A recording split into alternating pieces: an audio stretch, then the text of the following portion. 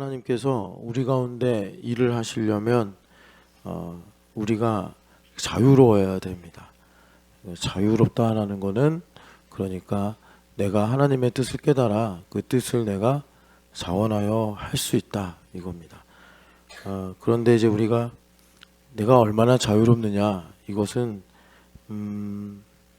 영적인 순간에 드러납니다. 우리가 의식을 가지고 있을 때는 누구나 내 뜻을 말하고 내 생각대로 행동을 하지만 영적인 순간에 내가 얼마나 하나님 앞에 자원하는 마음을 가지고 있느냐 그것이 어떤 이제 베일에 쌓이지 않고 그대로 이제 드러나는데 이 말이 도대체 무슨 말이냐 여러분, 제가 너무 이제 사실대로 말을 해버리면 그러니까 뭐라 그럴까, 너무 사실대로 말해버리면 이거 너무 율법적이 돼요.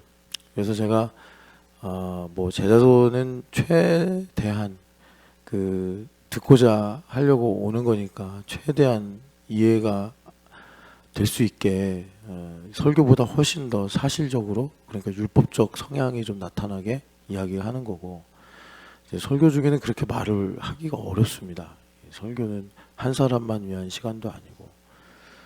그래서 제가 참 간절한 마음으로 말씀을 드리는 거예요. 하나님은 내가 자유해야 일을 하시는데 내가 자유롭지 못하면 하나님 일을 못 하시고요. 그러면 내가 얼마나 자유로우냐, 내가 얼마나 하나님의 뜻에 대해 자원하는 마음을 갖고 반응할 수 있느냐, 이것이 우리 의식으로는 사실 정확하게 알 수는 없고, 왜냐하면 그때는 내 뜻과 내 생각이 이렇게 이제 혼합돼서 나타나기 때문에, 그래서 영적인 순간에 내 안에 얼마나 하나님을 향한 자원하는 마음이 있느냐, 이제 이런 것들이 나타난다라고 이제 말씀을 드리는 거예요. 여기 보면은 이제 어제도 이 말씀 읽으면서 사실 예정에 관한 이야기를 하다가 사실 예정도 다시 충분히 우리가 듣고 지나갔는데 여기 세상과 벗된다라는 말씀 있죠. 세상과 벗이 된다. 그러니까 뭐 이제 세상을 사랑한다 이렇게 말할 수도 있고, 뭐 여기 보면 정욕 이야기도 나오니까 이 정욕의 문제를 가지고도 말할 수 있는데, 특별히 야고보서에서 벗된다라는 표현을 써요. 그래서 야고보서 2장에 보면 이제 믿음에 대해서 매우 심도 깊게 말씀하시다가 아브라함이 하나님의 벗이다 그렇게 말씀을 해요.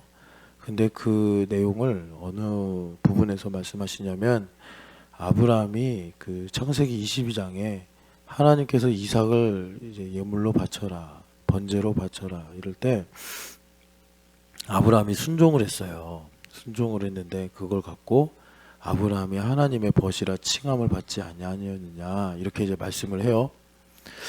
그러니까 이 벗이라는 게 하나님하고도 벗이 될 수 있고 세상과도 벗이 될 수 있는 것으로 지금 야고보가 말씀하시는데, 그럼 벗이 된다는 게 뭐냐? 그러니까 이겁니다. 우리가 어떤 행동을 할 때 너 그거 왜 했어? 라고 물어볼 수 있잖아요. 너 그거 왜 해? 너 왜 그렇게 생각해? 하면 우리가 다 이유와 뭐 원인 이런 건 다 있겠죠. 있는데 우리가 그냥이라고 말하는 거 있죠. 그냥. 그게 지금 야고보 선생님이 말씀하시는 그 벗이라는 말로 가리키는 부분입니다. 그냥. 그러니까 아브라함이 이삭을 바치라는 하나님의 명령을 들었는데 순종을 했어요. 그런데 이삭이 무슨 양새끼 이름도 아니고, 하나님께서 아들을, 그것도 말이에요, 100살이나 돼서 얻은 아들, 그리고 참 그 아들 얻기까지 많은 이야기가 있었고, 또 여러분도 아시겠지만 그 아들을 받기까지 로마서를 보니까 연단도 받았고, 그러니까 만약에 아브라함이 너 왜 이삭을 바쳐? 왜 이 말에 순종해? 라고 했을 때 뭔가 이유를 말했다면 그건 순종이 안 될 거예요. 그냥 한 거예요. 그냥. 그러니까 그냥이라는 부분은 뭐냐면 하나님과 아브라함이 언제부턴지 모르지만 뭐 이제 성경에 기록된 걸로는 갈대아 우르를 떠날 때부터라고 보자면 그때부터 아브라함이 하나님과 동행하면서 하나님만 바라보면서 이제 하나님과 아브라함 사이에 쌓인 관계, 아브라함으로 말하면 믿음인데 하나님 나를 왜 부르셨는가? 하나님 나를 왜 이렇게 인도하시는가?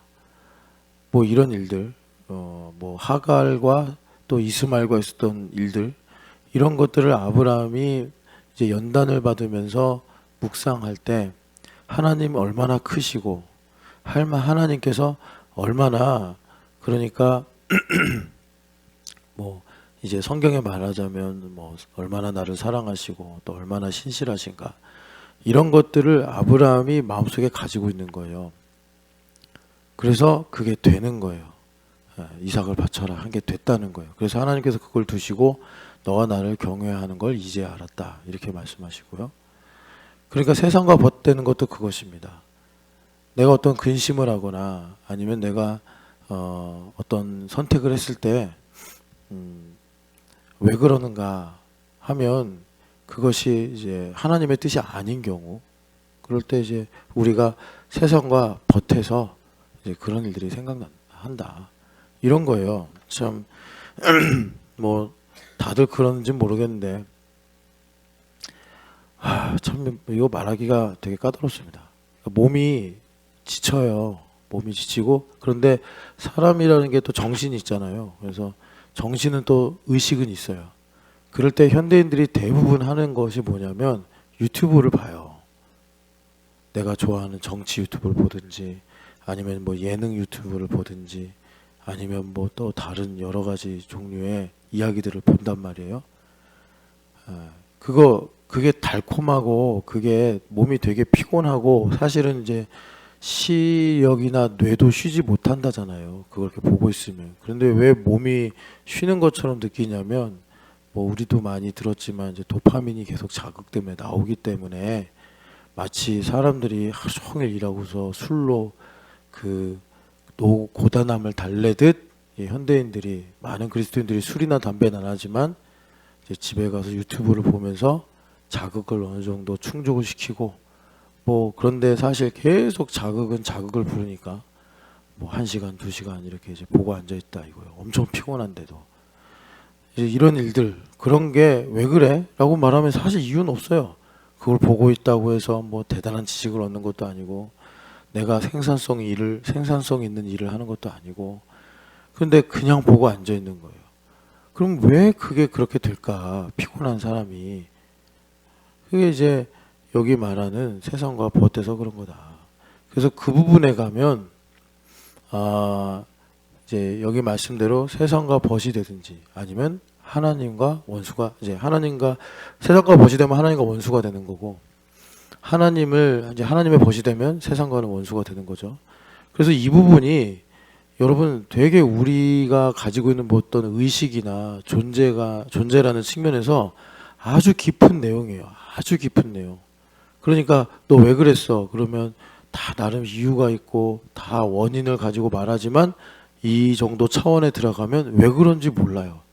그냥. 근데 요즘에 여러 가지가 이제 발달해가지고 뭐 원인이 이거다 저거다 이제 분석을 하긴 하는데 여기서 굳이 이제 성경 말씀의 근거를 가지고 말하자면 정욕이죠. 정욕.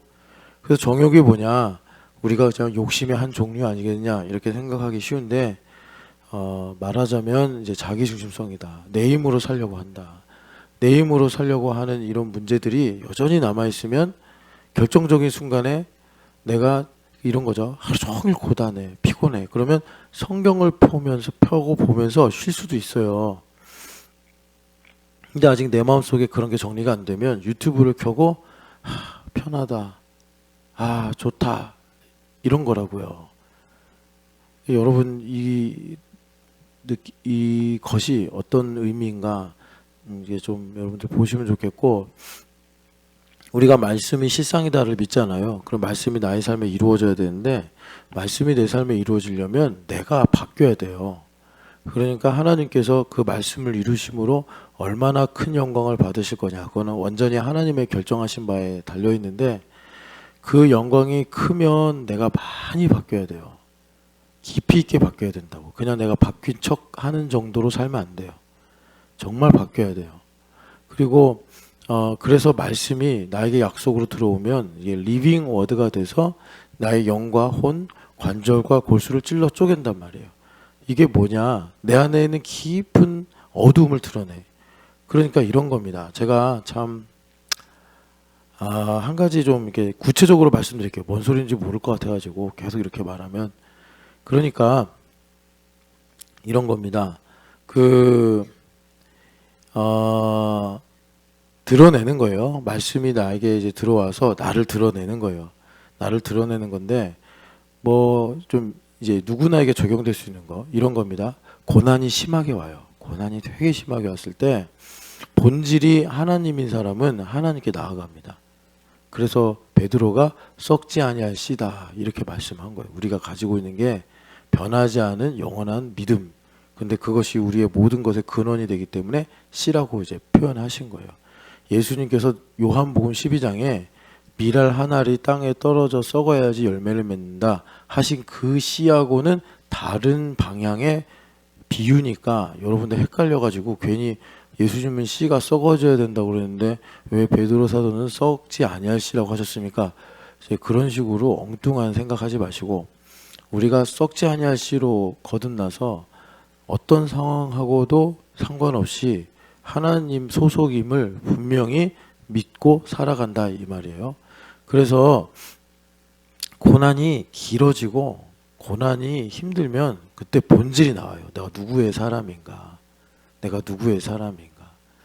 그래서 뭐 적당히 고난이 있을 때는 하나님 믿습니다. 뭐 하나님 의지합니다. 그러다가 정말 내가 가지고 있는 모든 힘의 한계를 넘어서는 차원의 고난이 왔을 때 내가 누구의 사람인가? 그걸 연단하셔서 하나님의 사람이라는 것을 방해하는 나의 어떤 욕심이나 나의 또 가지고 있는 여러 가지 하나님을 향한 반감의 문제들 이런 게 드러나게 하시고 내가 그걸 보면서 이제 의식을 갖고 회개를 하겠죠.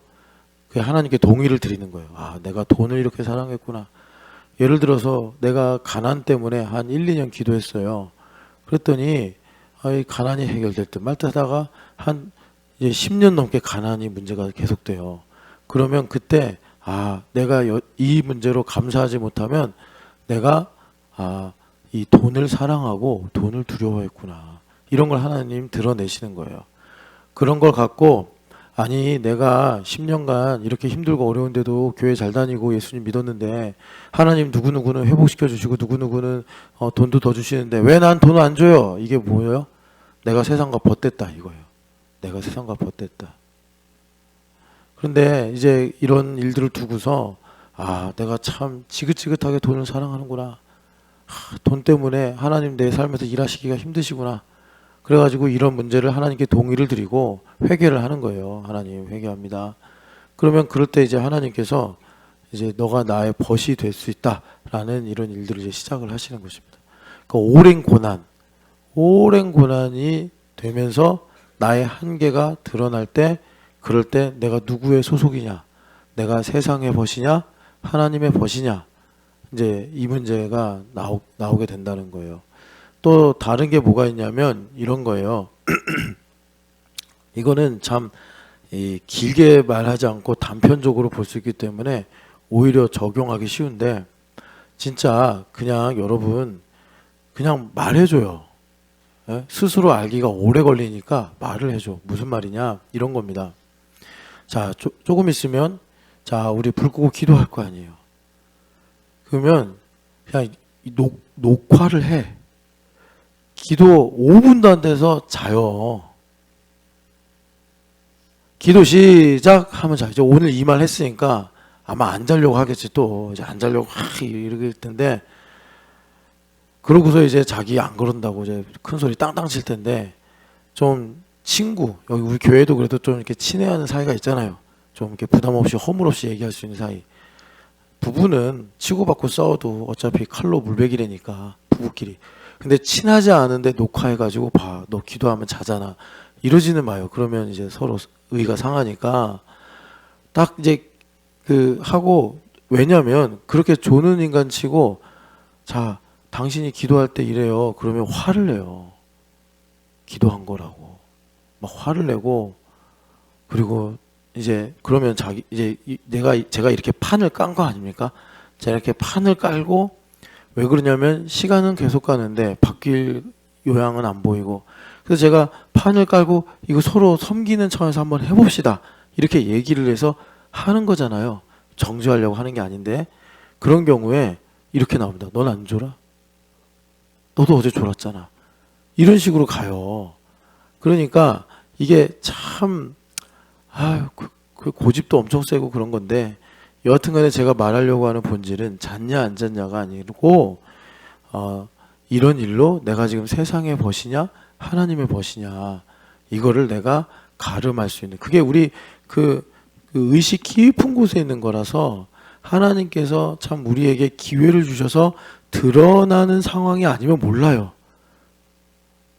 그런데 그게 단편적으로 드러날 수 있는 참 그 밀도가 높은 상황이 언제냐면 기도할 때요. 기도할 때. 기도만 했다면 자. 그것도 뭐 되게 피곤한 날 잘 수 있죠. 저는 그럴 때 오히려 잘하고 권면합니다. 그러면 되게 개운해요.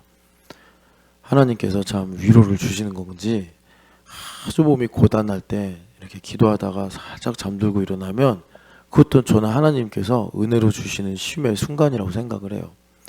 그런데 했다 하면 자는 사람 있잖아요.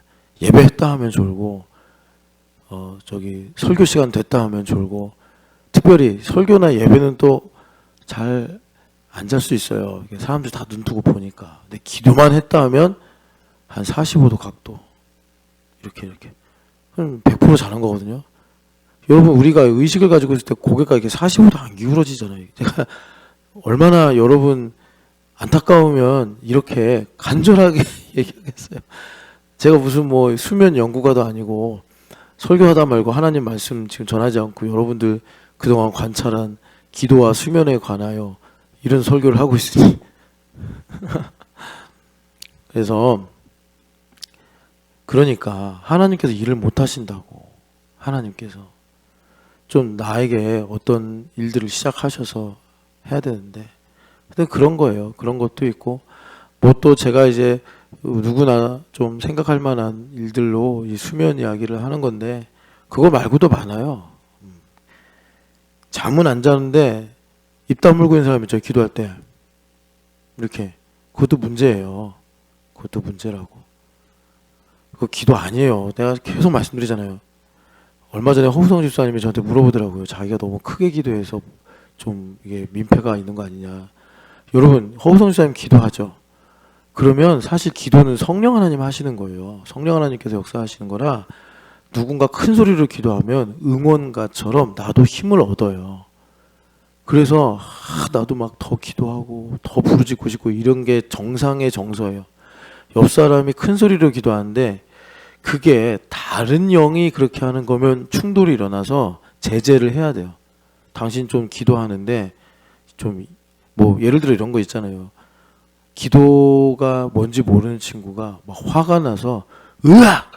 에이! 막 이런 식으로 이제 막 소리를 친다. 그러면 영이 충돌을 해가지고 제재를 해야 돼요. 근데 우성 집사님은 그런 다른 영의 기도가 아니고 그냥 자기의 주신 성향을 따라 하나님 옆에 간절히 기도하는 건데 내가 우성 집사님한테 그랬어요. 누가 그런 얘기를 했는지 나한테 좀 얘기 좀 해줘. 왜냐면 그분을 찾아가서 당신 지금 이거 내가 볼 때 허우성 집사님 한 번도 다른 영으로 기도한 적이 없고 기도하면서 우리에게 이렇게 뭐 문제가 될 만한 내용도 없었는데 당신이 직접 가서 우성 집사님이 큰 기도를 해가지고 내가 방해가 됩니다라고 말했다면 당신을 점검해야 된다. 이건 당신이 뭐가 눌려 있거나 아니면 기도를 이상하게 배운 거니까 제가 찾아가서 그거를 좀 들어야 돼요. 이제 그런 사람일수록 별로 그런 거를 다루고 싶어 하지 않아요. 왜냐하면 수치스럽기도 하고 그리고 이렇게 기도의 영역에 가서 깊이 있게 얘기하면 또 내 안에 이제 반감이 나오고 아니 여러분 기도를 많이 하는 사람은 그런 거 갖고서 뭐 기도가 너 때문에 잘 되네 안 되네 그런 얘기 일체 안 합니다. 기도를 웬만하게 안 하면서 이제 그런 얘기들을 하는 거예요. 그래서 저는 여러분 이제 이렇게 우리에게 참 평소의 의식으로는 다룰 수 없는 이런 영역이 있다.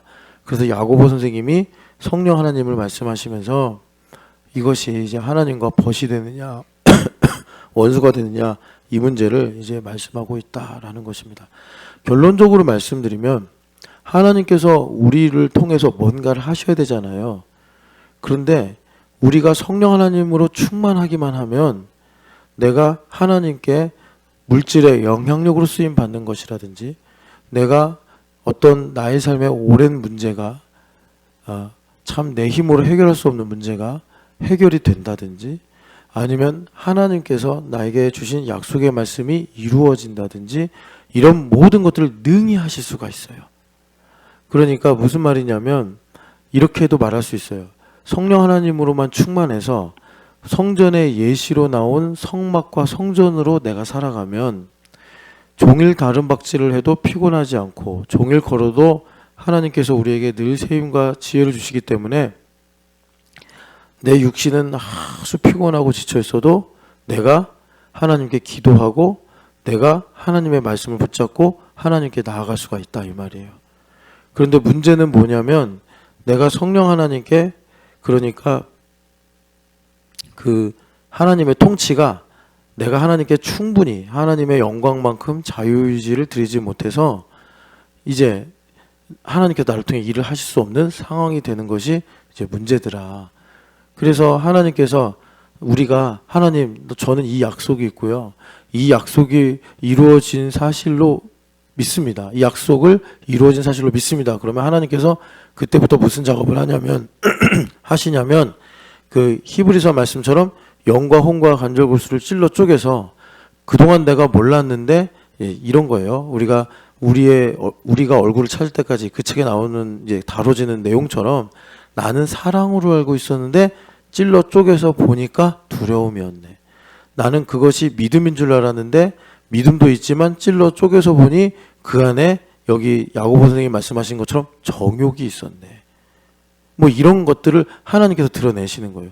그래서 그것을 뽑아내면 그동안 그것이 내 안에 경관진처럼 숨어가지고 딱 내 안에서 하나님의 은혜, 하나님의 선물들을 쪽쪽 빨아먹는 암세포 같았단 말이에요. 그게. 그래서 내가 하나님께서 은혜 주시고 하나님께서 우리에게 놀라운 이런 이제 힘을 주시는데 그것들이 경관진으로 암세포처럼 보이지 않게 딱 어디 자리 잡아서 하나님의 좋은 것들을 쪽쪽 빨아먹어서 지 힘으로 삼고 그리고 우리 몸에는 안 좋은 것들을 막 배설을 해가지고 나에게 부정적인 생각, 나에게 완악한 마음 이런 것들을 일으킬 수 있는 질병 같은 것들을 드러내는 거라. 그래서 하나님께서 이 말씀을 통해서 우리 영과 혼과 관절골수를 찔러 쪼개요.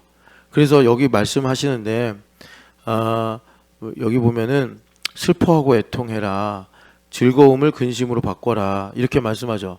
이게 우리가 뭐 이렇게 비관주의자 또 뭐가 있나 세디스트 뭐 이런 식으로 살으라는 얘기가 아니고 이 말씀 뭐냐면 이런 거예요. 우리 영과 혼과 관절골수를 찔러 쪼개죠.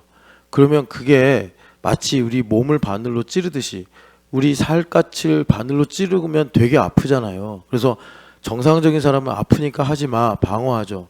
그것처럼 하나님의 말씀이 영과 혼과 관절골수 찔러 쪼개죠. 그러면 이것이 나에게 기분이 그닥 좋지 않아요. 그리고 똑똑한 사람일수록 방어 기제를 잘 가지고 있어서 아주 효과적으로 그 일을 못하도록 성령 하나님을 방해해요. 그런데 언제 그런 일들을 성령 하나님께서 마치 환자를 마취시켜 놓고서 외과 의사가 배를 갈라가지고 나쁜 것들 뽑아내고 건강하게 수술을 하는 것은 언제 그렇게 되냐면 내가 겸손할 때 내가 하나님께 모든 걸 맡기고 주님 뜻대로 하옵소서. 그럴 때 성령 하나님께서 그런 영적인 외과 수술을 하시는데 그런 것들을 이제 야고보 선생님이 애통하며 울어라. 한마디로 말하면 주님께 모든 걸 의탁하고 내가 주님께서 영적 외과 수술을 하시는데 막 메스도 들고 오시고 주사기도 들고 오시고 막 이러니까 무서워. 그러면 하지 마세요. 저 그냥 이대로 살래요. 이제 이렇게 안 하고 주님, 저는 주님밖에 없고 주님만 의지합니다. 그래서 주님 손에 나를 드리는 거예요. 그러면 주님께서 나의 배를 가르시고, 영적인 표현입니다. 영적인 표현으로 배를 가르시고 나의 마음속에 있었던 오래된 염증 같은 이 덩어리들을 주님께서 다 이제 찔러 쪼개고 걷어내시고 뭐 이렇게 하셔서 나를 이제 온전하게 만드신다라는 거예요. 그런데 이게 어려워. 제가 이제 여러분들은 다 지나가서 뭐 생각 안 하시는지 모르겠는데 저는 이제 하나님이냐 돈이냐 그 책에 여운이 아직 남아가지고 계속 보는데 그런 생각을 많이 해요.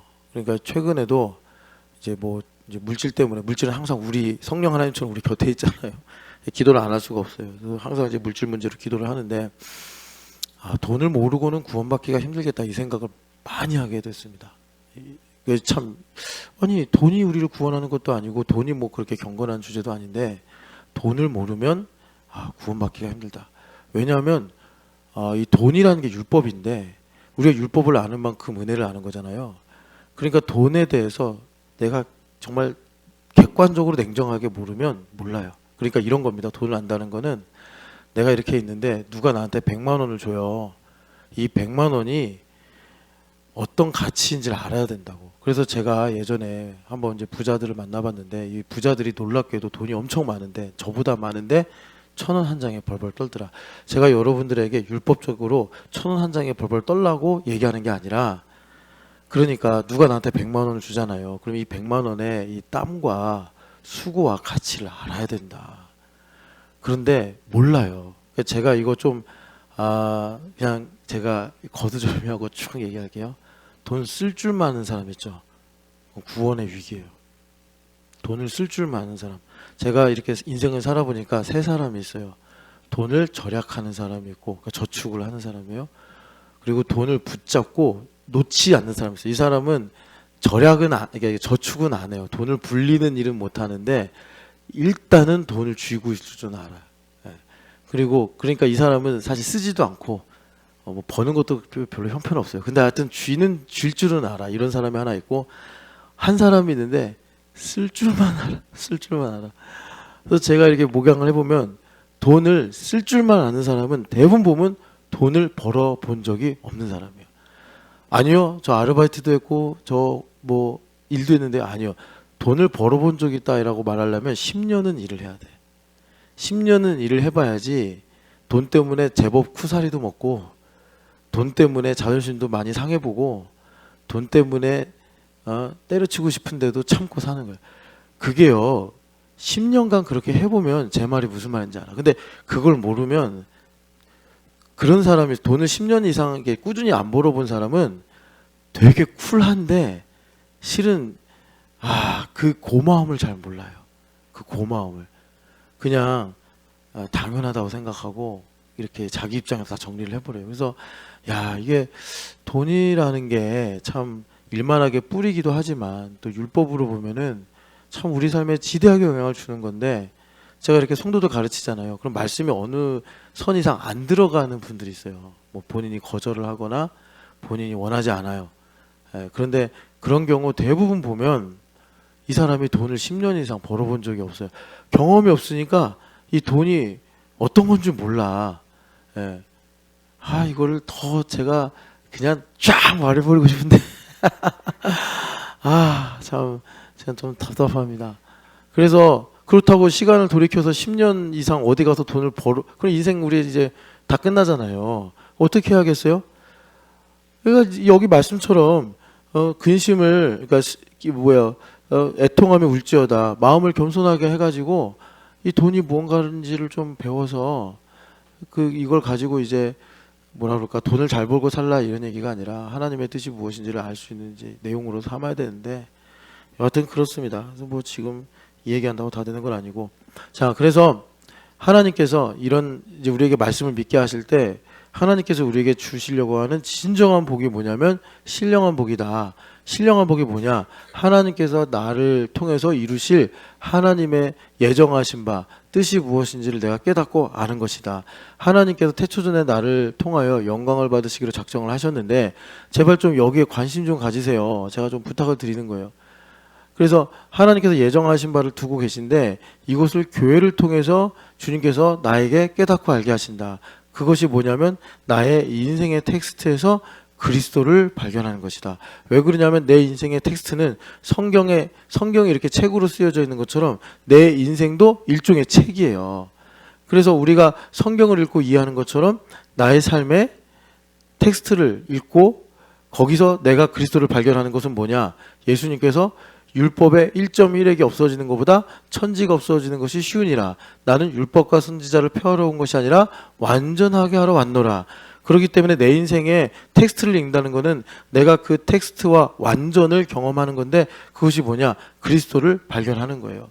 그래서 그리스도를 발견한다는 것은 신학자처럼 뭐 이거를 다 그리스도를 중심으로 풀어낼 수도 있겠지만 그거는 그분들의 프로페셔널에 하나님께서 주신 것이고 일반적으로는 뭐냐면 성경의 말씀처럼 감사하고 내가 좋아하든 안 좋아하든 내가 원하든 원하지 않든 하나님께 그런 일을 두고 하나님의 뜻이 이루어졌군요. 감사하고 그리고 감사한 걸 바탕으로 더 나아가서 하나님의 뜻이 이루어지기를 자원하여 우리가 살아가는 것이 나의 인생의 텍스트에서 그리스도를 발견하는 것이다. 이렇게 말씀을 드리는 거예요. 그래서 에베소서를 보면 이제 에베소서 1장을 가볼게요. 성령 하나님 우리 안에 오셔서 하시는 일은 뭐냐? 그리스도를 드러내시는 건데 그리스도를 드러내신다는 것이 뭐냐? 나의 삶에서 그리스도를 내가 읽고 깨닫는 거란 말이에요. 그거를 이제 풀어서 하나님의 예정하신 바를 깨닫게 하시는 게 뭐냐 봤더니 1장 3절에 하늘에 속한 모든 신령한 복을 우리에게 주시는데 그래서 우리에게 뭘 하시느냐? 우리를 택하시고 그리고 우리를 그분의 기쁘신 뜻대로 예정하신 바 이것을 우리에게 깨닫고 알게 하신다는 거예요. 그래서 연역적으로 하나님의 자녀됨의 영을 나에게 주셔서 아버지의 뜻이 무엇인지 깨달아 하나님께서 나의 인생을 이렇게 이끄셔서 영광을 받으시기 원하는구나. 하나님의 예정하심을 알게 하시는 거예요. 그래서 여기 3절부터 14절까지 계속 반복되는 게 은혜의 영광을 찬송한다고 하시잖아요. 이사야서 43장 21절에 이 백성은 나를 위하여 찬송하게 하려고 부르셨다 말씀하잖아요. 그러면 찬송하려면 뭐가 제일 중요하다고 그랬어요? 악기? 아니에요. 자유의지예요. 자유의지를 가진 인간만이 하나님을 찬양할 수 있기 때문에 피조물들이 인간에게 복종하는 거예요. 그렇게 하나님 지으신 거예요. 그래서 피조물들도 하나님께 영광을 돌리고 싶은 마음이 있는데 이들은 자유의지가 없어요. 그러니까 인간을 통해서 하나님께 찬송을 올리려고 피조물들이 하나님의 아들들을 기다리는도다. 이렇게 이제 로마서에서 바울 사도가 말씀하시는 거예요. 그래서 우리가 하나님께 영광의 찬송을 돌리려면 하나님께서 예정하신 바 나를 향하신 하나님의 뜻과 계획이 무엇인지를 알아야 되는데 이게 연역적으로 알게 된다고 그랬죠. 그래서 연역적으로 내가 믿음이 생기고 그 다음에 귀납적으로 나의 삶의 조각조각들에서 보는 건데 그래서 내가 하나님의 예정하신 바를 알게 될 때 하나님 먼저 믿음을 주신다고. 그 믿음을 주시는 바를 우리는 다른 말로 그리스도가 내 안에 계신다 이렇게 말씀한단 말이에요. 그러니까 그리스도가 내 안에 계시면 제일 먼저 어떤 현상이 일어나요? 평안과 기쁨이 일어나요. 흔들리지 않아요. 그러니까 내가 평안과 기쁨이 없는데 내 어떤 의도와 생각 때문에 하나님의 뜻이 이거야 이렇게 말할 수도 있잖아요. 그건 아니올시오다 말이에요. 내 마음이 내가 남에게 논리적으로 말을 못해도 평안과 기쁨이 있으면 지금 하나님께서 내 안에 하나님의 예정하신 바 하나님께 계획과 뜻이 무엇인지를 나에게 지금 믿음으로 부어주셨구나. 그러면 내가 이제 기도하고 침노하고 살아갈 때 하나님께서 그런 것들을 나 입술을 통해 고백하게 하심으로 내 고백이 그냥 사라지는 것이 아니라 반석이 되어서 그 반석이 된 나의 신앙 고백 위에 하나님께서 나의 인생을 교회됨으로 세워가시는 게 우리가 이 땅에서 살아가는 삶의 내용이란 말이죠. 그래서 주님께서 성령 하나님을 통해서 우리에게 하나님의 영원하신 뜻이 무엇인지를 알게 하신단 말이에요. 그래서 그것이 어떻게 구체적으로 나타나냐면 7절에 보니까 먼저는 죄사함의 확신이라고요. 죄사함의 확신. 그러니까 죄사함의 확신이 분명하면 누가 내 얼굴에 침을 확 뱉고 가도 내가 세수는 하죠. 더러우니까. 더럽지 않다는 게 아니에요. 세수는 해요. 그런데 그 사람한테 침을 뱉거나 아니면 그것 때문에 자존감이 눌려서 내가 슬퍼하거나 그런 일은 없다. 여러분 이게 무슨 말인지 아시겠죠?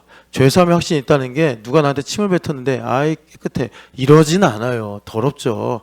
순간 잠깐 기분도 되게 안 좋아지겠죠. 그래서 세수하면서 죄사함의 확신이 있으면 왜 내가 이 침뱉음을 당했는지 모를지라도 그 모욕감이 나의 마음과 생각을 좌지우지는 못한다. 죄사함의 확신이. 그러니까 내가 그런 일로 인해서 마음이 불쾌해지고 슬퍼지는 거는 어떻게 해야 되는 거예요? 지금 내가 이 죄사함의 퓨얼 탱크가 70리터인데 지금 내가 50리터밖에 안 채워져서 주님께서 야, 만땅으로 채워야 내가 너에게 다음 거점으로 갈 때까지 앵꼬가 안 나고 갈 수 있는데 너 지금 하나님께서 그러시는 거예요. 너 앵꼬야. 이러다가 너 부산 가다가 대구쯤에서 멈춰. 너 연료 탱크 채워. 이 신호를 보내시는 거예요. 그럼 우리가 그걸 채우고 가죠. 그럴 때 주님께서 다음 단계까지 우리 인도하시고 거기서 또 리터 가득 채우시고 주님께서 우리에게 이렇게 이제 믿음으로 진보를 이루게 하신다는 거죠. 그래서 죄사함의 확신을 주시는 거예요. 이 죄사함의 확신을 갖는 것이 여러분 그냥 내가 뭐 신념으로 되는 게 아니라 7절에 보면 성령 하나님께서 다각도로 역사하셔서 8절에 지혜와 총명을 넘치게 하는 거예요. 그러니까 여러분 이거 잘 하셔야 돼요. 갈라디아서에 보면은 하나님께서 우리를 구원하시려고 어떤 일을 하셨느냐? 죄 아래 모든 걸 가두셨다고 그랬어요. 이거 잘 이해해야 돼요. 무슨 말이냐? 우리 인생의 모든 문제의 해결의 근원은 죄의 문제만 해요. 죄의 문제. 그래서 내가 죄사함의 확신을 갖는다는 것은 어떤 거예요? 그와 더불어 이제 나의 삶에 하나님께서 이루실 뭐 여러 가지 계획들이 있잖아요. 그 일들을 위한 키워드를 내가 갖는다는 거예요. 그래서 죄사함의 확신은 내 삶의 어떤 일부의 문제가 아니에요. 기초 문제가 아니라 사실 전체 문제예요. 전반적인 문제. 그래서 이게 되게 중요해요. 그래서 로마서 8장 1절의 말씀처럼 그리스도 예수 안에서 죄사함이 그러니까 정죄가 결코 없느니라. 정죄를 덜 받고 많이 받고의 문제가 아니라니까요. 결코 없는 거라고. 그런데 우리가 가지고 있는 습성은 덜 받으려고 하는 습성이에요. 정죄는 있는데 이게 나를 쥐고 흔들지 못하게 그냥 이 정도는 정죄 받아도 되지. 우리가 성령 하나님 앞에서 나를 살펴보면 그렇게 살아요. 정죄는 결코 없는 거예요. 결코 없는 거. 그래서 정죄의 그림자가 나타나면 이걸 갖고 우리가 하나님 앞에 깨워서 기도를 해야 되는데 우리가 정죄가 있지 어떻게 없겠어. 그러니까 그냥 내 안에 최소 정도로만 있게 하자고 이렇게 한단 말이에요. 그래서 나중에 이제 우리가 또 혼란을 겪는 거예요. 그래서 그 지혜와 총명을 통해서 하나님께서 우리에게 이제 죄사함의 확신을 근거로 하나님의 계획과 뜻의 비밀을 알게 하시고 더 나아가서 하나님의 경륜이 어떠한지를 통일되게 하시는 것을 통해서 우리가 깨닫고 알게 되는 건데 11절을 보면은 그의 뜻의 결정대로 일하시는 이의 계획을 따라 그래서 하나님께서 나에게 이렇게 기업이 되게 하시는구나. 이제 하나님의 계획과 뜻을 알게 하시는 거예요. 그런데 이제 우리가 또 은혜의 영광을 찬송하고 그 다음 13, 14절을 보면은 그 복음의 진리를 성령 하나님께서 나의 삶에 인치시고 보증하셔서 그래서 우리로 이제 하나님의 예정하신 바가 무엇이냐라는 것을 구체적으로 성령 하나님께서 알게 하신다. 그래서 이것을 알게 될 때 어떤 일들이 일어나냐면 자 이사야서 64장 봐봐요. 이사야서 64장 보면 우리가 이제 이거를 말씀을 읽고 기도해야지 이제 경험을 할 거 아니에요. 이렇게 되면 64장 1절을 보시면 같이 읽어보겠습니다. 원하건대 주는 하늘을 가르고 강림하시고 주 앞에서 산들이 진동하기를 불이 섭을 사르며 불이 물을 끓인 같게 하사 주의 원수들이 주의 이름을 알게 하시며 이방 나라들로 주 앞에서 떨게 하소서.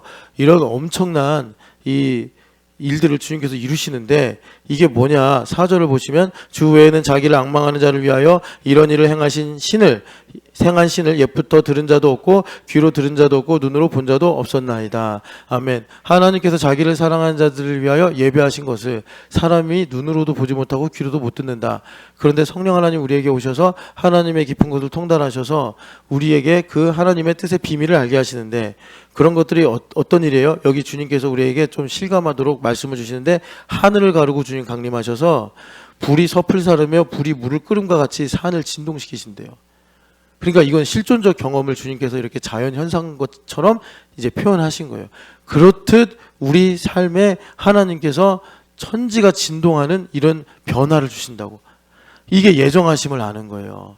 그러니까 그동안 내가 가지고 있던 기본적인 개념, 내가 가지고 있던 틀 이런 것들이 힘을 못 써요. 그러니까 원수먹이도 그런 것들을 지형지물로 이용을 해가지고 적당한 사각지대에다가 견고한 지를 만들어 놓고서 우리 의식을 호도하고 왜곡시키고 이러는데 하나님께서 불처럼 하늘을 가리고 강림하셔서 내 안에 있는 모든 우상들과 숨겨져 있는 욕망과 이런 것들을 드러내시고 다 불로 태워버리시니 우리는 사실 지진을 많이 경험 못했지만 산들이 진동하는 것처럼 막 흔들리는 거예요. 내 삶이 흔들리는 거예요. 그럴 때 하나님께서 자기를 앙망하는 자들을 위하여 예비하신 바를 보게 하시고 듣게 하시고 함으로 우리의 무의식의 변화가 일어난다라는 것입니다. 그래서 무의식의 변화가 일어나서 내가 세상의 벗으로 살다가 이제 하나님의 벗으로 움직여지는 이런 변화를 주님께서 주시는 거예요. 그런 것들을 말하자면 이겁니다. 참 내가 부부로 10년 이상 살면서 갈등이 있고 해결이 안 되는 문제가 있는데 이렇게 지축이 흔들려 버리면 내가 그동안 가지고 있던 모든 계산과 내가 가지고 있던 모든 논리가 다 마치 바벨처럼 여리고성처럼 허물어진단 말이에요. 그렇게 되면서 하나님의 마음이 내게 임하여서 하나님의 관점으로 그 상황을 볼 수 있고 하나님의 눈으로 내가 그것들을 생각할 수 있는 그런 여지가 열리는데 그런 일이 나에게 어떤 것을 실제로 내포하고 있냐면 내 안에 무의식의 세계가 변화가 되는 거예요. 그래서 하나님께서 바다의 용을 무찌르시고 바다의 길을 내사 우리로 이제 그 인생의 바다를 건너가게 하시는 그러니까 거듭나게 하시는 내가 변화되게 하시는 이런 놀라운 일들을 예정을 알게 하심으로 이루신다. 주님께서 그렇게 우리 선지자들에게 비전을 보여주신 거예요. 자, 이사야서 52장을 한번 읽어보겠습니다.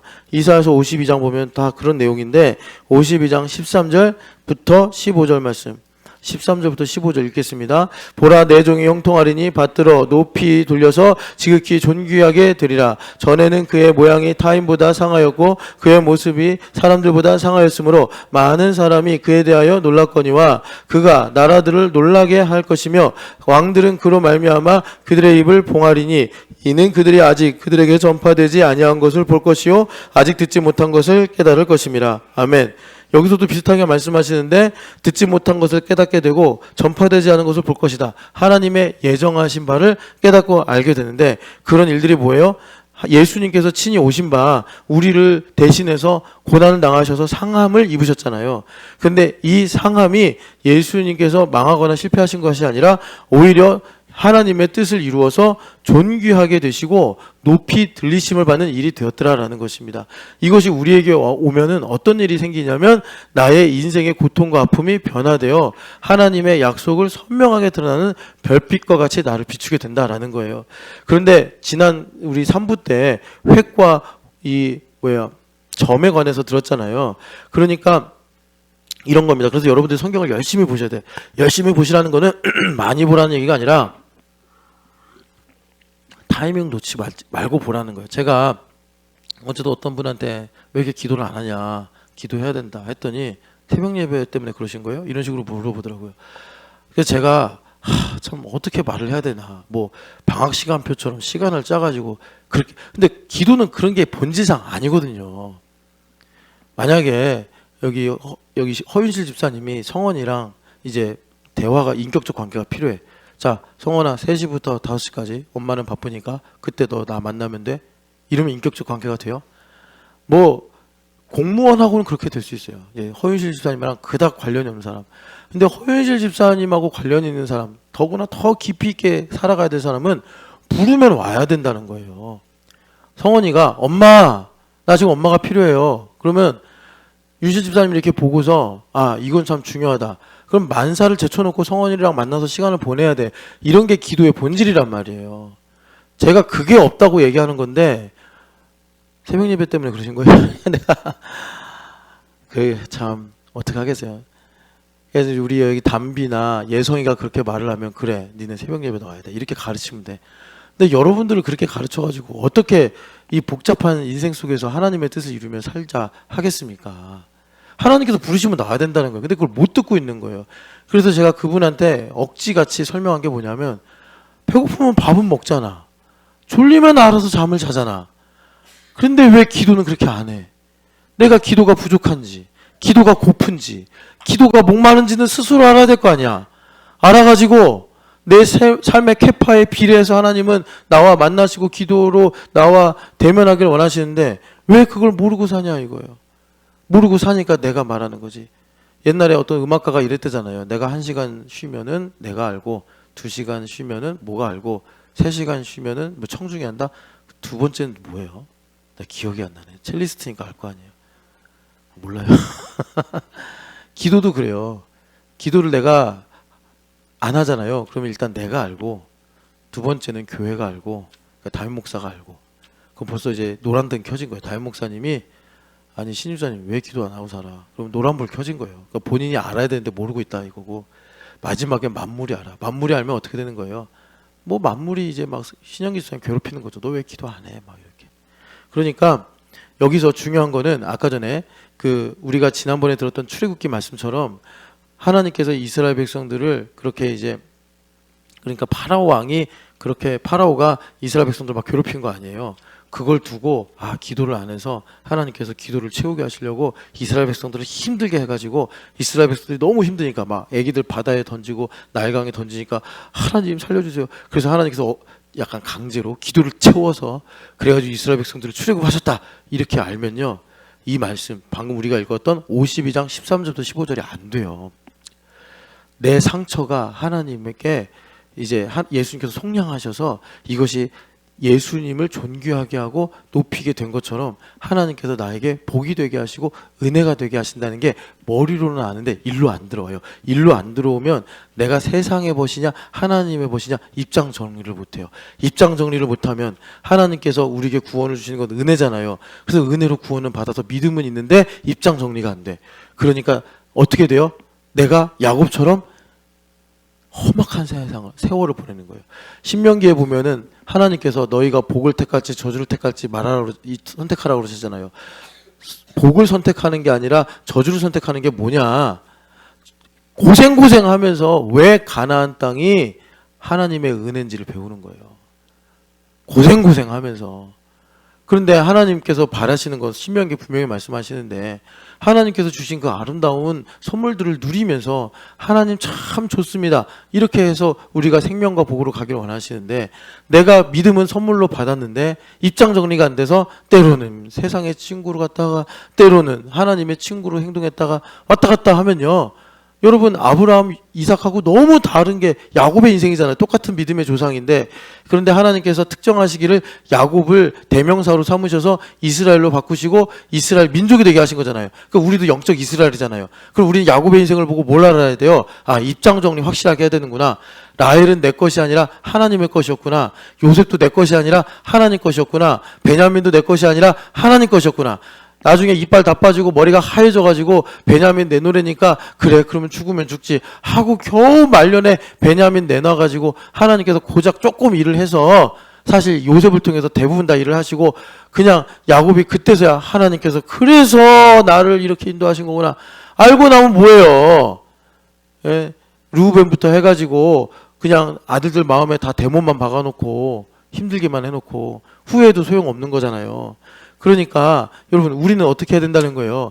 입장을 확실하게 하고 하나님 뜻대로 살아갈 때 주님께서 여기 보면 형통하게 하신다 말씀하잖아요. 13절에 이 형통이 뭐예요? 지혜롭게 하게 하셔서 그 여기 이제 직역한 거 나오잖아요. 그래서 나의 인생을 꿰뚫어 보게 하신다고. 꿰뚫어 보게 하셔서 하나님의 뜻이 이거구나 라고 깨닫고 알게 될 때 하나님께서 우리를 높이시고 존귀케 하시는 이 신령한 복을 우리에게 주시더라라는 것입니다. 하나만 더 볼게요. 우리가 예정하심을 안다는 게 뭔가 예레미야서입니다.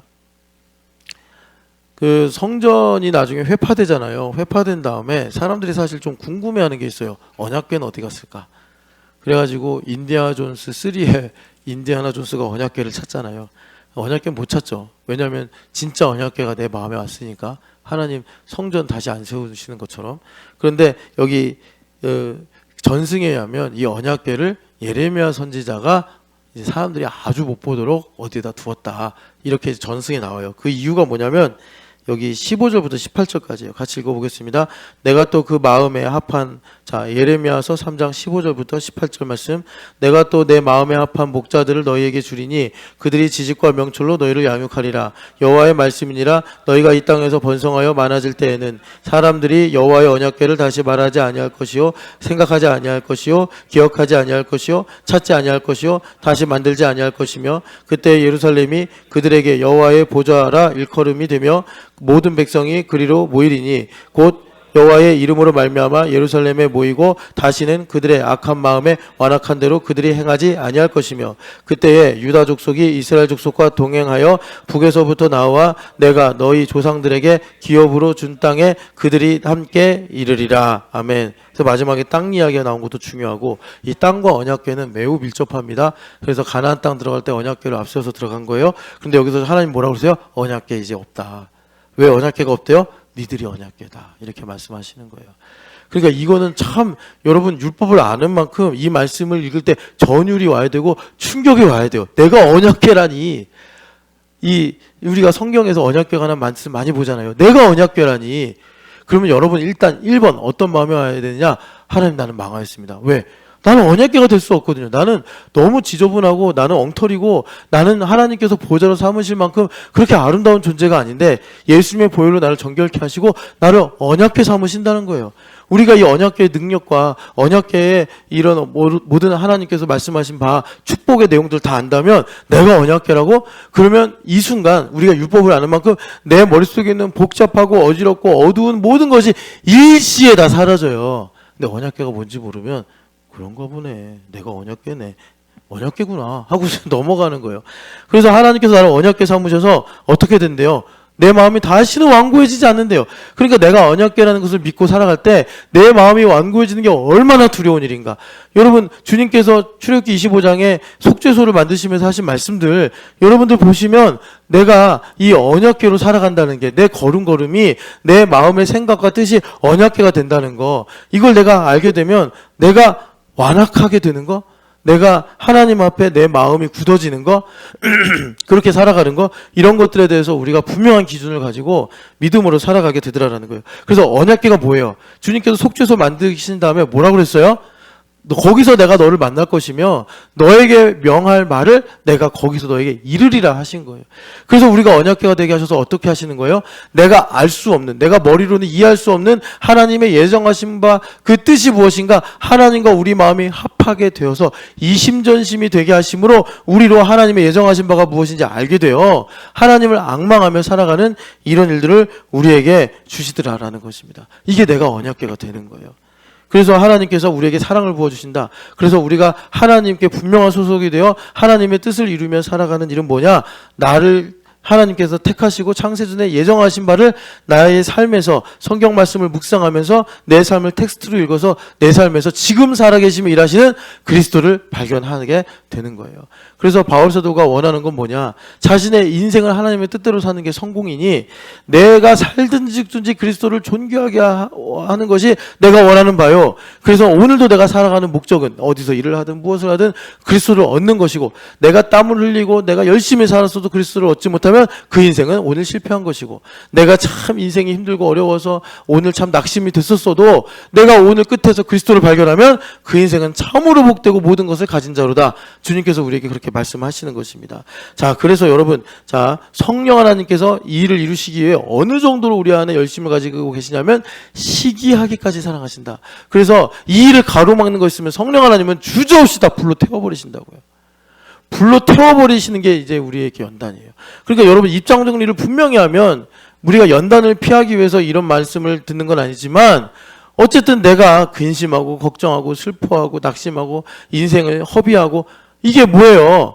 내가 하나님의 뜻을 이루는데 성령 하나님께 합당하지 않으니까 그가 시기하게까지 소멸하는 불로 오셔서 이걸 태우시는 과정 아닙니까? 이걸 태우시는 과정. 그러니까 하나님 앞에 입장을 분명하게 하면은 여러분 어쨌든 시간이 줄어들면 우리로서는 좋은 거잖아요. 그리고 주님께서 그 다음 과정을 하시는 게 우리에게도 좋은 거고. 그래서 로마서 8장을 보시면 성령 하나님께서 얼마든지 일을 하셔서 내 안에서 하나님의 뜻이 무엇인지를 드러내게 하셔야 되는데, 자 8장 26, 27절 읽어보겠습니다. 이와 같이 성령도 우리의 연약함을 도우시나니 우리는 마땅히 기도할 바를 알지 못하나 오직 성령이 말할 수 없는 탄식으로 우리를 위하여 친히 간구하시느니라.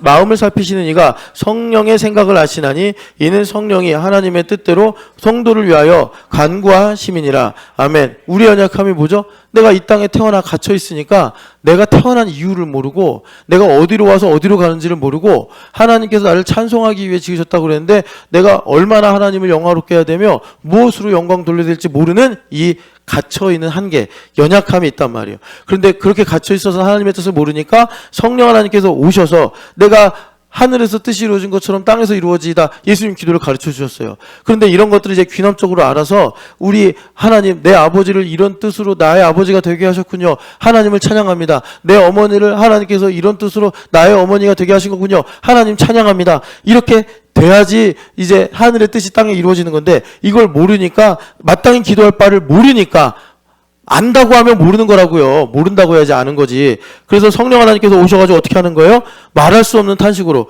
말로 표현할 수 없는 무의식 속에 일어나는 갈망을 나에게 일으키셔서 우리로 이제 하나님의 뜻이 무엇인지를 깨닫고 알게 하신다. 그래서 여기 27절을 보면은 마음을 살피시는 이가 성령을 아시나니, 성령의 생각을 아시나니, 성령 하나님은요 하나님의 깊은 것을 아시나니. 그러니까 하나님 아버지와 성령 하나님께서 유무상통하시는 거예요. 바이스 버사로 유무상통하시는 거예요. 그래서 우리에게 성령 하나님께서 하나님의 뜻대로 우리를 위하여 친히 하나님께 간구하심으로, 그러니까 결과적으로는 나를 향하신 하나님의 뜻이 무엇인지 알게 되어서 하나님의 뜻대로 부르심을 입은 자들, 28절을 보면은 합력하여 선을 이루는, 나의 인생에 합력이 안 되는 문제가 있단 말이에요.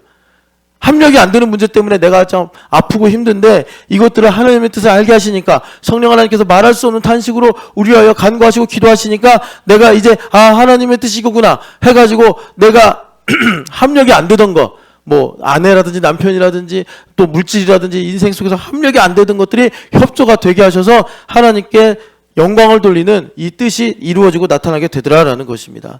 그래서 이런 일들로 여기 29절 30절에 이제 예수님을 본받게 하시고, 그래서 하나님께서 미리 정하신, 예정하신 바 우리에게 부르심을 주시고, 이 부르심의 소망을 내가 크고 넓고 깊게 알게 되어서 하나님 앞에서 믿음의 캐파가 커지는 거예요.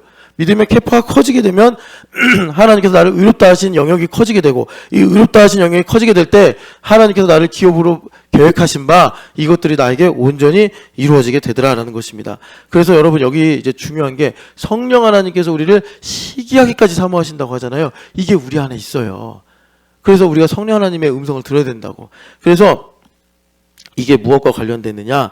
23절 보세요. 같이 읽어보겠습니다. 그뿐 아니라 또한 우리 곧 성령의 처음 익은 열매를 받은 우리까지도 속으로 탄식하여 양자될 것 곧 우리의 몸의 속량을 기다리느니라. 아멘. 여러분 놀랍게도 우리가 부활을 믿고 살잖아요. 그러면 내 안에 있는 나가 성령 하나님처럼 탄식해요. 왜? 내 몸의 속량을 위해서. 내 몸에 있는 나가. 그리고 그 위에 22절 보겠습니다.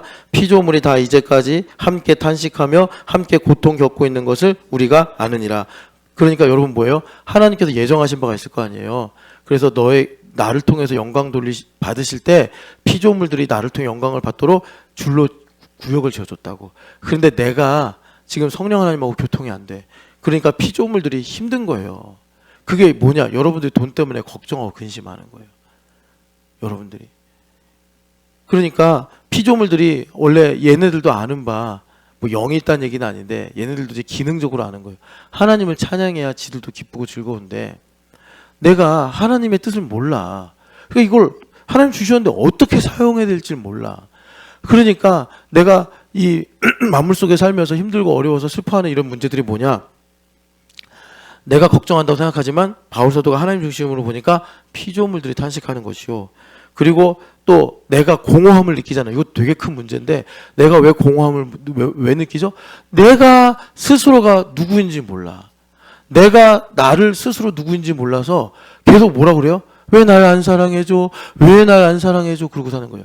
야곱이 자기가 누군지를 모르니까 라헬에게 왜 나를 안 사랑해줘? 왜 날 안 사랑해줘? 그러니까 어떻게 해요? 하나님께서 라헬을 데려가 버리시는 거예요. 안 되겠다.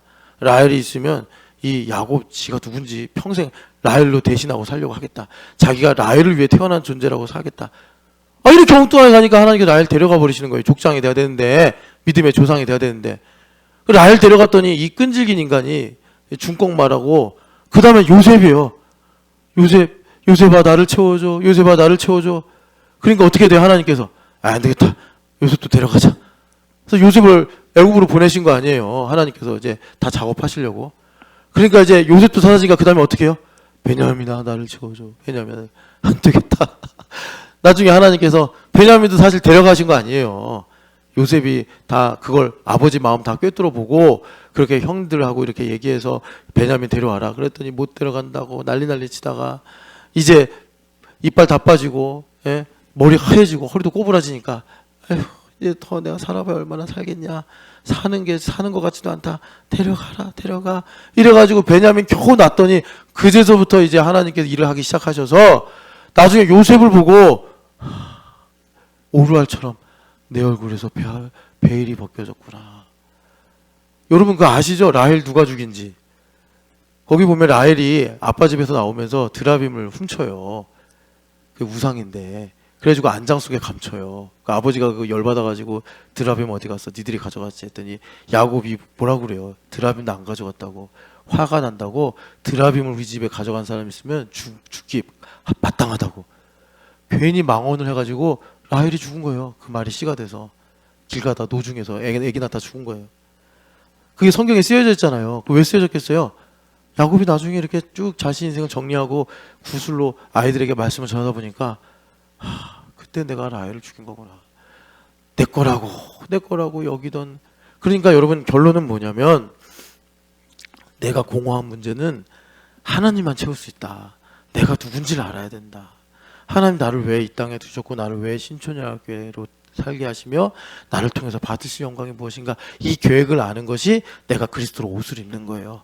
그래서 그리스도가 나를 채워야지 내 안에 있는 이 탄식이 찬양으로 바뀌는 거예요. 피조물의 탄식이 찬양으로 바뀌는 거예요. 그러니까 너무 큰 고난이 있어서 이거는 내가 생각하기도 싫고 차라리 내가 이거를 대면해서 두려워함에 빠지는 것보다 그냥 이걸 덮어놓고 사는 게 편해요. 이런 사람들도 있어요. 그런데 우리 주님께서 이제 내 마음에 오셔서 그리스도 안에서 이런 모든 답을 얻게 하신다 이겁니다. 그래서 성령 하나님의 말할 수 없는 탄식으로 우리에게 하나님의 예정하신 바가 무엇인지 알게 하사 마침내 영화롭게 하심으로 하나님께서 우리에게 주시려고 하시는 그 복과 은혜를 우리에게 충만하게 하게 하신다 이거예요. 그래서 여러분 이제 시간이 많이 갔잖아요. 오늘 또 5월 1일이라 쉬는 날이니까 제가 그냥 끝없이 이렇게 쭉 말씀을 전했는데, 그래서 사실 이걸 이제 여기서 어떻게 더 전할 수 있을까 싶은데 그냥 성경 구절로 마무리할게요. 계시록 20장을 보시면 참, 그래서 여러분 율법을 많이 아셔야 돼요. 그러니까 제가 어제 제자도 하다가 이런 말을 했어요. 제발 그러면서 제가 살아있을 때 좀 많이 이용하세요. 저도요 이렇게 살아보니까 하나님께서 왜 나를 신학교로, 저 그렇게 신학교 가기 좋아하지 않았거든요. 저도 꿈이 있었고, 제가 여러분 저 영화 만들고 싶었다니까. 시나리오 대본 써가지고. 그래서 저는 한국 영화판이 너무 좋다 생각해서 저기 헐리우드로 가가지고 나는 영화 제작자가 돼야겠다 이런 생각을 했는데, 하나님께서 어쨌든 간에 이렇게 저렇게 인도하셔서 여기까지 오게 하셨는데 이제 조금 뭐가 하나님께서 계획하신 뜻이 무엇인지 알겠어요. 그래서 그 어제 제자도 하시던 분들한테 그래서 제발 좀 나를 이용해라 해가지고 많이 말씀을 드렸는데, 여기 20장 4, 5절 5, 6절 읽어보겠습니다. 4절부터 6절까지 읽겠습니다. 또 내가 보좌들을 보니 거기 앉은 자들이 있어 심판하는 권세를 받았더라. 또 내가 보니 예수를 증언함과 하나님의 말씀 때문에 목배임을 당한 자들의 영혼들과 또 짐승과 그의 우상에게 경배하지 아니하고 그들의 이마와 손에 그의 표를 받지 아니한 자들이 살아서 그리스도와 더불어 1000년 동안 왕노릇하니 그 나머지 죽은 자들은 1000년이 차기까지 살지 못하더라. 이는 첫째 부활이라. 이 첫째 부활에 참여하는 자들은 복이 있고 거룩하도다. 둘째 사망이 그들을 다스리는 권세가 없고 도리어 그들이 하나님과 그리스도의 제사장이 되어 1000년 동안 그리스도와 더불어 왕노릇하리라. 아멘. 그러니까 여기 첫째 부활은 정말로 부활이 됐다는 게 아니라 첫째 부활, 첫 열매 대신 예수님의 부활을 나의 부활로 믿고 사는 사람들이에요. 그런 사람들이 자 1000년은 1000년 왕국, 뭐 서기 2000 몇 년부터 3000 몇 년까지 이런 1000년이 아니라 교회 시대 1000년이에요. 교회 시대 동안 그리스도와 더불어 왕노릇한다. 무슨 말이냐? 내 인생에 성경 말씀처럼 하나님께서 그리스도의 율법을 쓰셨다고. 그래서 어떻게 되냐? 그 율법이 성막과 성전의 이야기처럼 다 이루어진다고. 다 이루어져요. 모세에게 명한 대로 이루어졌더라. 말씀하시니 그대로 되었더라. 다윗이 설계도를 그랬더니 솔로몬이 지혜를 받아 그대로 다 완성하고, 에스겔은 하나님께서 그대로 완성하신 걸 보여줘서 측량하게 하셨잖아요. 그러니까 그 율법대로 다 완성이 된다고. 제가 무슨 말 하냐? 이걸 원수마귀가 알아요. 원수마귀가 알아서, 사실 지금 여기 말씀이 1, 3절에 이어 나오는 건데 마귀가 지금 무적행에 있거든요. 그러니까 마귀가 어떻게든 하나님을 대적하려면 전쟁을 일으키든지 뭘 해가지고 방해할 수 있잖아요. 우리 주일날 못 오게 할 수도 있고, 뭐 전염병 창궐시켜서 그들도 이 흑암에서 지들이 하는 권세가 있으니까. 여하튼 간에 하나님께서 어느 라인 이상 못 넘어가게 하나님께서 무적행에 예수님 부활하실 때 쳐넣어버렸어요. 그래서 교회가 계속 승리하고 전진하는 건데, 여기서 중요한 거, 우리 속지 말자는 거예요. 예수님께서 우리 인생에 말하자면, 옛날에 그거 아세요? 그 엘리야라는 영화가 있어요. 그 얼라이언가? 그래가지고 그 덴젤 워싱턴이 주연한 영화예요. 세상이 망했어요. 근데 덴젤 워싱턴이 선지자인데 맹인이에요. 근데 소문이 났어요. 덴젤 워싱턴이 그러니까 성경을 가지고 있다. 그래가지고 많은 사람들이 덴젤 워싱턴의 목숨을 노리면서 그 성경책을 뺏으려고 그래. 그게 실제로 있는 영화예요. 근데 덴젤 워싱턴이 그럴까 봐서 어떻게 했냐. 덴젤 워싱턴이 성경을 다 외워버려. 그래서 그가 마지막 남은 도시에 가서 그 사람들이 이제 선지자가 왔다 하니까 덴젤 워싱턴이 창세기부터 계시록까지 성경을 쭉 해요. 사람들은 그가 책을 갖고 있었는 줄 알았는데 그가 마음에 기록을 해버린 거예요. 이제 그런 영화인데 그거 왜 만들었는지 모르겠어요. 근데 우리가 사실 그래요. 우리가 성경 담지자예요. 그래서 우리 인생의 스토리가 사실 성경하고 하나가 됐어. 성경 자체가 예수님이고 예수님과 하나가 됐잖아요. 이 성경 말씀이 놀라운 말씀이라 하나님의 영감이 되어서 우리 다 핏이 다르잖아요. 키도 다르고 허리 사이즈도 다르고 핏이 다른데 우리가 이 성경 말씀은 우리 모두에게 맞는 옷이에요. 우리에게 딱 맞는 옷이에요. 영광스러운 옷이에요. 그래서 하나님께서 이 말씀대로 내 삶에 이루신다고. 그게 뭐냐? 내가 하나님께 적극적으로 동의를 드리고 천국을 침노할 때 하나님께서 이 말씀대로 이루셔서 성경의 말씀대로 내가 성전과 성막이 되어 완성되는 인생을 주시더라라는 것입니다. 그래서 여러분 왕노릇 하셔야 돼. 근데 원수마귀가 이걸 알아. 그가 지금 무적행에 있고 언젠가 올라올 거예요. 성경 말씀대로. 그래서 아주 짧은 시간 동안 세상을 호도해서 이제 마지막 심판이 오게 될 텐데 그 전까지는 교회 시대란 말이에요. 우리는 이 성경 말씀이 무엇인지 알고 깨달아서 하나님께서 내게 주신 그 영역 안에 있는 피조물들과 나를 찾아야 된단 말이에요. 그래서 하나님께 영광 돌리는 삶을 살아야 된다고. 그래서 여러분 어떻게 우리가 이 성경의 달고 오묘함을 구약의 다윗보다 더 깊이 있게, 더 달콤하게, 더 풍성하게 알 수가 있다. 우리 신촌연합교회는 그런 교회라서 이 베들레헴의 이 떡집에 하나님께서 다시 떡을 주신다라는 소문이 나면 나오미가 돌아오듯이 이 청년들과 많은 사람들이 떡을 먹으러 온다고요. 저기에 길이 있고 삶이 있다. 저곳에 생명이 있다. 그래서 주님께서 이렇게 우리에게 세일을 행하실 줄 믿습니다. 사랑하는 하나님 아버지, 나의 인생에 하나님께서 여러 모양으로 쓰신 하나님의 약속이 있습니다. 이 약속들을 읽을 수 있도록 오늘도 우리의 눈을 열어 주시옵시고, 교회됨으로 하나님 아버지 하나님의 나라를 침노하여 이 땅에 하나님의 나라가 이루어지는 복된 삶을 살게 하여 주시옵소서. 오늘 기도하는 가운데 성령 하나님께서도 여전히 말할 수 없는 깊은 탄식으로 우리가 마땅히 무엇을 위해 기도해야 할 바를 알지 못하더라도 우리를 위하여 친히 간구하시는 줄을 아오니 하나님, 성령 하나님과 깊이 있게 교통하는 복된 새벽이 되게 하여 주시옵소서. 그래서 하나님, 바라고 나오기는 여기 계신 한 명 한 명의 우리 성도들이 정말 시편 16편의 말씀처럼 그 율법이 얼마나 오묘한지를 하나님 깨닫고 알아서 줄러지어진 구역에 있는 모든 피조물들이 하나님 아버지 초목까지 다 살아나 하나님을 찬양하며, 또 하나님 아버지 정말 그 성에는 해와 달이 필요 없는 이유가 어린 양의 등불이 그 성을 비추신다 하였사오니 절대로 우리 마음에 공허함이 없는 충만한 영광의 광채가 가득한 복된 인생 살게 하여 주시옵소서. 그래서 하나님 아버지, 많은 사람들이 이제 삶이 없어서 하나님 정말 알고리즘에 완전히 점철된 인생 살아서 하나님, 내가 누구인가, 나는 왜 사는가를 모른 채 다만 그냥 하나님 자극에 의해서 하나님 끌려가는 그런 인생이 되고 말 터인데, 하나님 그런 가운데 정말 하나님께서 사람을 얼마나 존귀하고 아름답게 지으셨는가, 나의 삶이 얼마나 복되고 아름다운가를 하나님 베들레헴처럼 전할 수 있는 우리 신촌연합교회가 되게 하여 주시옵소서. 그래서 하나님, 우리가 오늘도 바울사도와 같이 내가 사는 것은 내 인생의 기록이 된 이 율법 가운데서 그리스도를 발견하여 그분을 존귀하게 우리가 높이고자 하며 하나님 그 캐치프레이즈를 가지고 하나님 믿음으로 우리가 나아갈 수 있도록 복을 내려 주시옵소서. 부활하신 예수님의 이름으로 기도합니다. 아멘.